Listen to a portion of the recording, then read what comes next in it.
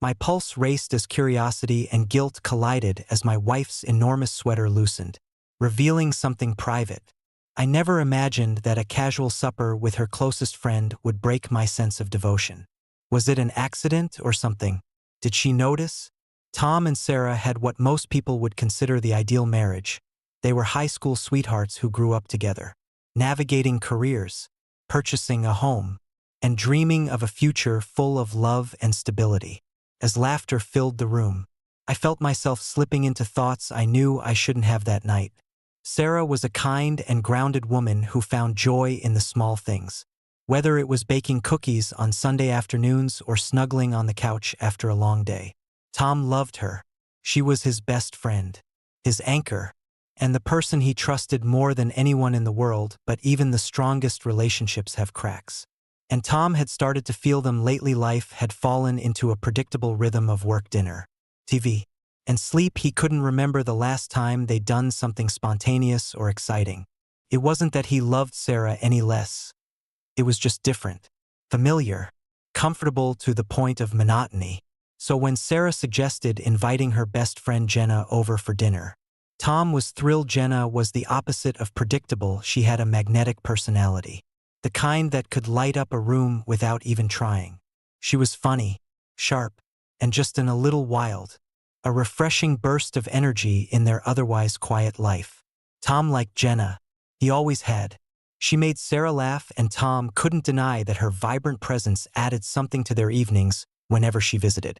But he never saw her in any way other than Sarah's friend until that night. The night started off like any other. Sarah prepared her famous lasagna, and Jenna arrived with a bottle of wine and her usual contagious energy. They ate and laughed and shared stories. Jenna, an artist, animatedly described her latest project, waving her arm and making everyone laugh with her dramatic reenactments.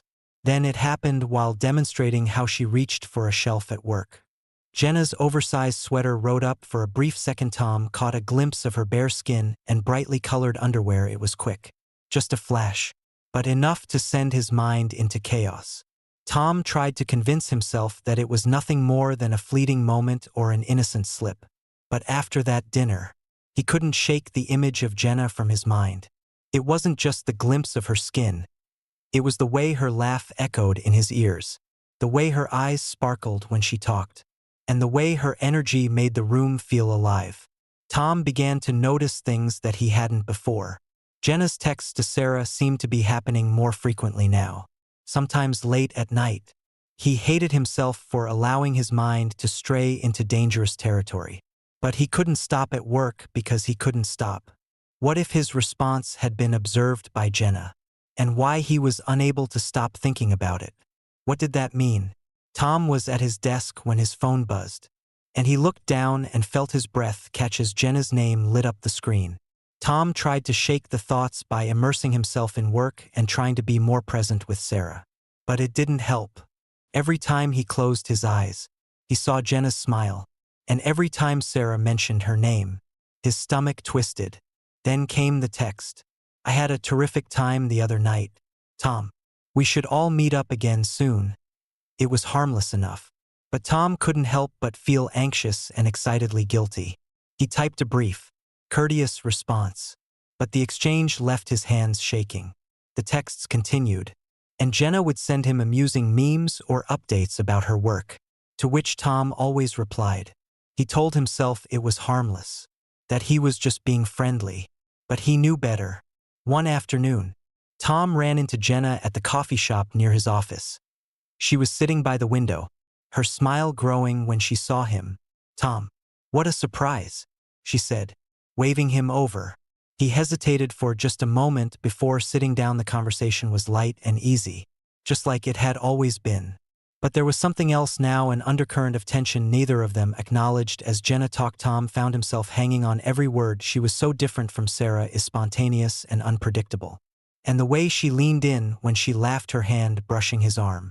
It made his head spin. When he got home that night, Sarah greeted him with a kiss and a warm smile, completely unaware of the storm raging inside him. Tom tried to focus on her, to remember why he'd fallen in love with her in the first place.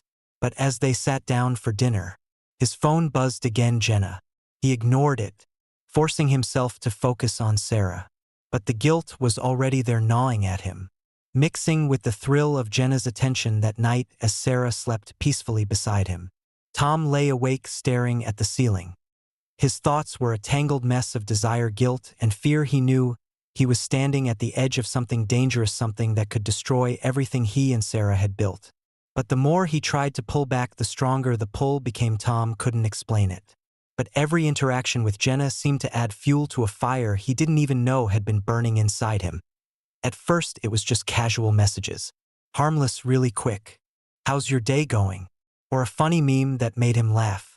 But as the days went by, those messages grew longer, more personal. Jenna had a way of making him feel alive. She listened when he vented about work, joked about the monotony of marriage, and even flirted just a little. At least that's how Tom justified it to himself. It wasn't serious, it was just fun. But then came the night when everything changed. After a long day, Sarah went to bed early, fatigued. Tom couldn't sleep and kept scrolling through the channels as his phone buzzed with another text from Jenna saying, "Can't sleep. I wish I had someone to talk to." Tom gazed at the screen, knowing that he shouldn't answer, but he said, "I'm up," before he could stop himself. "What are you thinking about?" After a brief exchange regarding her day and the issues she had at work, Jenna's tone changed. "To be honest, I've been thinking about you, Tom." The other night, his fingers were hovering over the keys, unsure of what to do. His heart was racing when he finally typed, "I saw the way you looked at me, Tom, and I can't stop thinking about it." He wanted to deny it and dismiss it as a misunderstanding. But in reality, he had looked, and she had detected that he shouldn't have looked. Tom felt a surge of heat through his body as guilt and desire fought for control. He told himself to stop the conversation before it went any further. But instead he found himself leaning into it. It was nothing. But Jenna wasn't letting it go. Was it she who wrote? "It didn't feel like anything to me." They spent hours discussing relationships in their lives and how much they missed Jenna.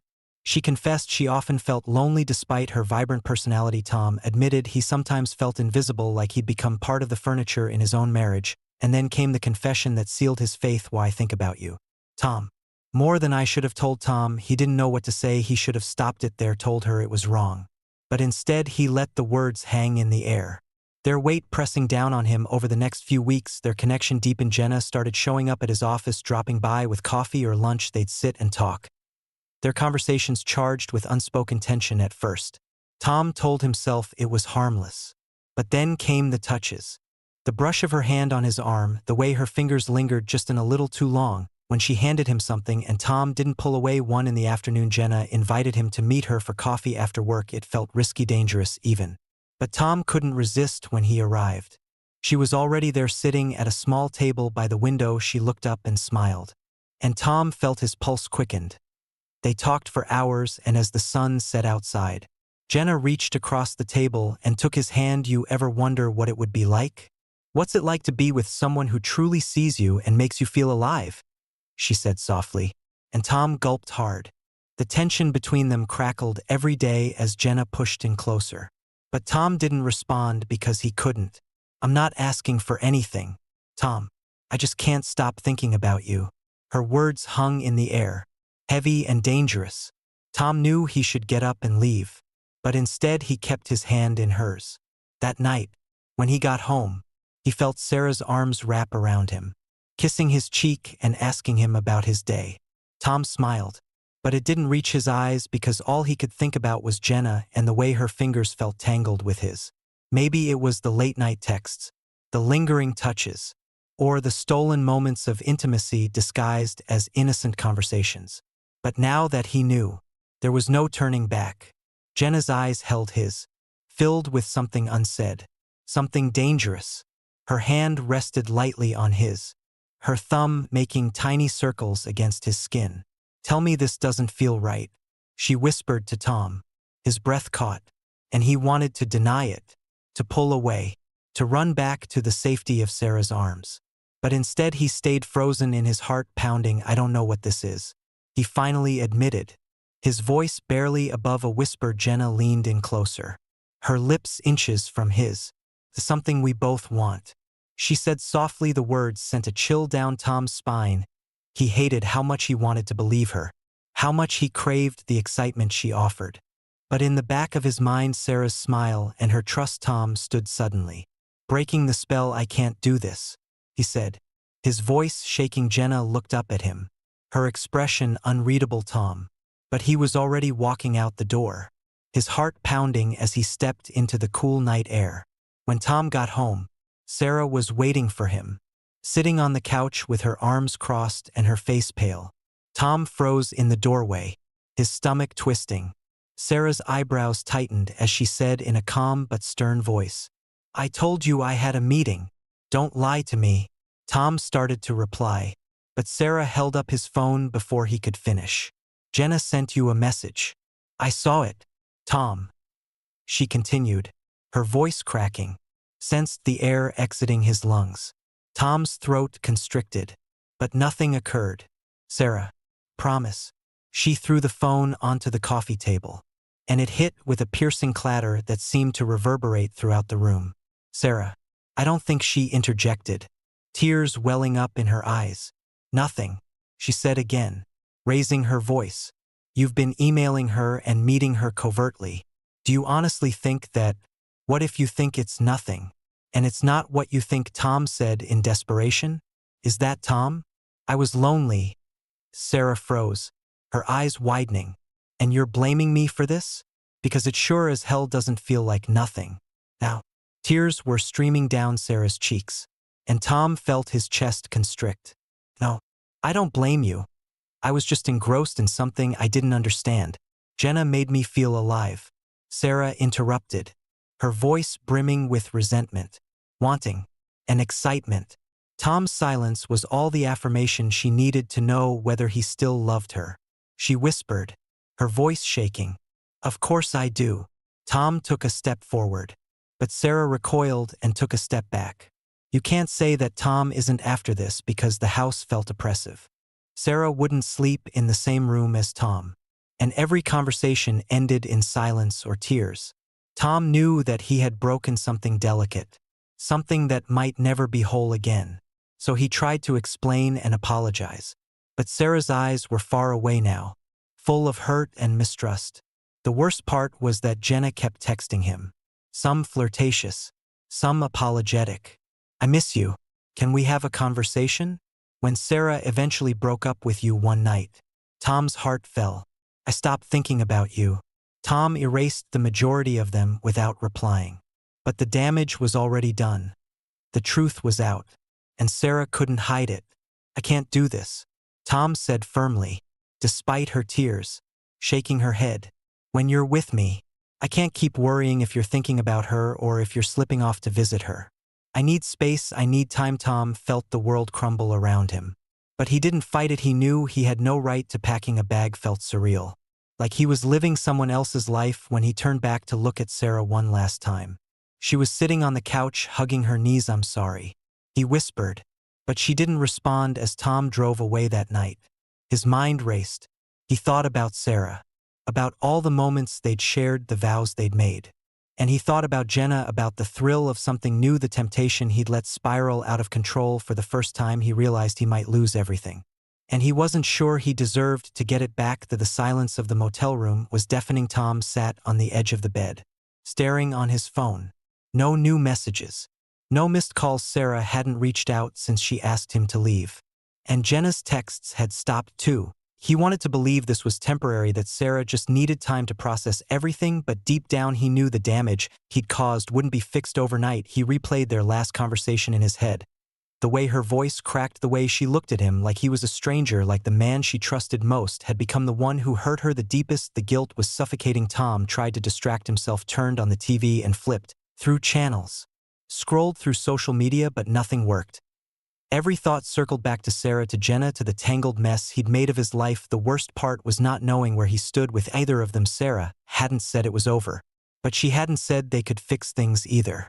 And Jenna, was she even an option? Or was she just a distraction? The following morning, he had let it go too far, and Tom couldn't stand it any longer. He drove back to the house, his hands sweating on the steering wheel, and when he entered, Sarah was at the kitchen table, her eyes puffy and red. She didn't look up when he entered her, but she stopped him with a hand. Her voice sounded flat and worn out. I simply need answers. I'm not ready to speak with Tom. No. Sarah's eyes finally met his as he searched for the truth. But you wanted Tom to deny it. Tom nodded, his throat constricting. Did you sleep with her? He said, admitting that perhaps he was tempted. But he refrained. Do you think that makes it better? I swear Sarah laughed bitterly. Tempted. I made a mistake. Sarah. I let myself get too close to her. I'm so sorry. But I never stopped loving you, Tom said, stepping closer in an attempt to help her understand. The days that followed were excruciating. Tom moved into the guest room, giving Sarah the space she needed, and they hardly spoke. Their interactions reduced to awkward exchanges about bills and groceries. Sarah kept her distance, but Tom could see the pain in her eyes every time she looked at him, and it killed him. I need you to believe that tears welled up in her eyes, but she didn't pull away when he reached for her hand, though it felt drastic. He deleted Jenna's number and blocked her on social media because he knew it was necessary if he wanted any chance of saving his marriage. But Sarah wasn't convinced. He thought about Jenna frequently, but no longer with longing. Instead, he felt regret for allowing his curiosity and excitement to lead him down a path that threatened everything he'd built with Sarah. How can I tell? This will never occur again, Tom said. I'll do whatever it takes to prove it to you. Counseling, therapy, whatever you need. And Sarah paused before nodding. She inquired one night, her voice shaking because she wouldn't let it happen. Tom put a lot of effort into mending their relationship. He quit working late, tried to spend more time at home, and began talking about his feelings, something he had never been good at before. He didn't expect Sarah to forgive him right away, and she didn't. There were nights when she slept in the guest room and nights when she hardly spoke to him. But there were also little glimpses of improvement, like a shared laugh or a lingering touch, a moment when everything seemed almost normal again. But the doubts persisted until one night. Sarah finally broke down. She admitted, I keep asking myself what I did wrong. Why wasn't I? I hate that I made you feel this way, Tom said softly. But I promise you I will never make that mistake again. Sarah didn't immediately answer. Instead, she reached for his hand for the first time in weeks.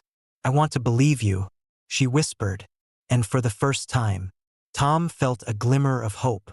You were enough, Sarah. This wasn't about you, Sarah. It was about me, about my insecurities, my selfishness, and I let myself get distracted instead of talking to you about how I felt. The fallout wasn't easy. Trust was broken, and repairing it would take time. But Tom knew he was willing to fight for it, and so was Sarah. In the weeks that followed were slow and painful. Tom and Sarah weren't the same couple they had been before. The laughter that once filled their home was replaced by tense silences and cautious conversations. Trust had been shattered. And Tom knew rebuilding it would be like piecing together shattered glass, delicate, fragile, and painful. But Sarah hadn't given up completely. She agreed to counseling. And for the first time they sat face to face in front of a stranger, laying their hearts bare. Tom talked about his insecurities, his need for excitement, and the emptiness he'd felt but never voiced. Sarah opened up about her fears, about how she'd started feeling invisible, like a supporting character in Tom's life instead of his partner's. Sessions were raw and emotional, but slowly they started to uncover the roots of their problems. It wasn't just about Jenna. It was about years of unspoken feelings, unmet needs, and routines that had left them disconnected. One evening after counseling, Sarah and Tom sat in the living room, the air finally feeling lighter between them. Tom said, "But I don't want to lose you." Sarah looked at him for a long time, searching his face. "I need time," she said, "and I need to see that you're serious about changing, not just for me but for yourself." "I hate that it took this to wake us up," she said, acknowledging that her voice was soft. I am. And he seemed like he really meant it for the first time in weeks. Tom began making minor adjustments, such as deleting Jenna's messages, blocking her number, and avoiding situations where he might run into her. However, more importantly, he started putting Sarah first. demonstrating to her that she was his top priority by doing more than just talking about it. He planned surprise date nights, left love notes in the kitchen, and tried to pay attention when she spoke. Gradually, Sarah began to allow him back in, but the scars persisted. Sarah would occasionally withdraw due to a memory or idea that she couldn't get rid of. But Tom didn't blame her because he had sown those concerns. One night, though, Sarah asked him the question that had been bothering him. "Do you ever think about her, Tom?" He hesitated, but only for a moment. And then he took her hand because the only thing he thinks about now is making sure he never makes you feel like you're not enough ever again. Sarah didn't respond right away, but the way she squeezed his hand and told him that maybe they could survive this month. And while the wounds didn't completely go away, they started to heal. Tom had learned the hard way that temptation wasn't always loud or obvious. Sometimes it crept in quietly, disguised as comfort or excitement, and by the time you noticed, it had already taken root. However, he also learned that love isn't just about passion or excitement. It's about commitment, forgiveness, and choosing each other even when it's difficult. One evening, as they sat on the porch watching the sunset, Sarah leaned her head on Tom's shoulder. "We made it through the storm," she said softly. For the first time in a long time, Tom felt at peace as he kissed her forehead and held her close. This was not because the past had been forgotten, but rather because they were both prepared to fight for their future. What would you do if temptation threatened to destroy everything you've worked so hard to achieve? Would you walk away, or could you forgive betrayal? If the story made you think about love, trust, and second chances, please share your opinions in the comments section below. Don't forget to like, subscribe, and click the notification bell for more captivating tales. Stay tuned for our next story, which is even more surprising, and you won't want to miss it.